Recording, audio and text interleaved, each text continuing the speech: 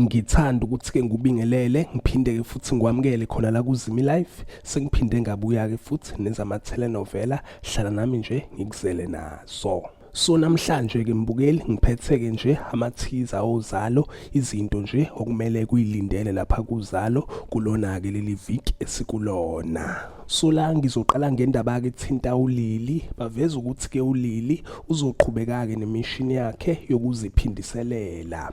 Babeke sebeveza ukuthi-ke uzogijimisana naye uNyawo lapha ezimobeni, uzobeka emfuna ngesibhamu, and bathi-ke uLily uzokwenza-ke izinto zibe worse, and lokho kuzobeka-ke iy'mpilo zabo bonke engcupheni. And babeke sebeveza la ukuthi-ke imishini yakhe uLily izophela-ke kabuhlungu, izophela ngesibhamu. Baphinde baveza-ke la ukuthi-ke izinto izoba nzima-ke for yena kuLily, njengoba-ke ezobhekana nemiphumela engemihle for yonke-ke lento ade yenza. So injalo-ke mbukeli, if uyibonile episode yaMonday, ubonile ukuthi-ke ngenkathi uLily ehubhana-ke noNyawo lapha ey'mobeni, uwiseka isikhiye, and leso sikhiye isikhiye-ke soZankosi. Obviously-ke uMondlo uzosibona, and-ke uzozama ukuthi-ke iqaqe and-ke hube yena kuLily, so that ezokhona phela ukuthi evikele uNyawo. Ngidlule ngelapha kwindaba-ke ethinta uNjeza, laba veza ukuthi-ke uNjeza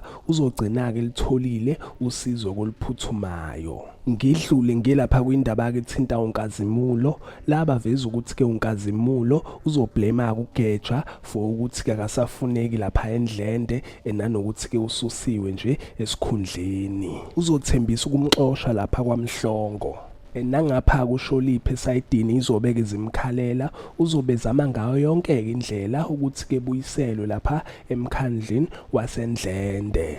Ngidlule ngelapha kwindaba-ke ethinta uNkunzi, naye kuBaba uSizwe baveza ukuthi-ke uBaba uSizwe uzovakashela kuNkunzi ejele, and-ke uzobeka emphathele nje indaba engemnandi ezokuthi-ke emsuse lapha esikhundleni unomphela. Aphela lapha-ke mbukela ama-teaser lokuZalo akulona-ke leli viki esikulona.